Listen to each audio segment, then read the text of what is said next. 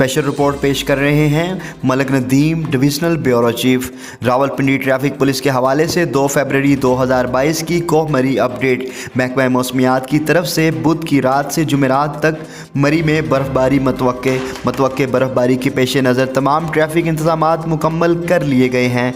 Chief traffic officer Rawalpindi Waseem Riaz का कहना है कि ट्रैफिक की बिला रुकावट रवानी के लिए इजाफी नफरी तैनात कर दी गई है।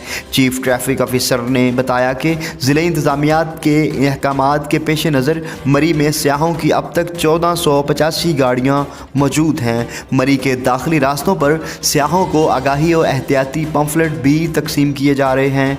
CTO रावलपिंडी वसीम रियाज ने मज़ीद बताया कि रावलपिंडी के रेडियो स्टेशन 88.6 के ज़रिए भी मरी के हवाले से आगाही फराहम की जा रही है। मरी जाने वाले सियाह मौसम की शिद्दत और रश की सूरत हाल को मद्देनज़र रखते हुए मरी का सफ़र करें।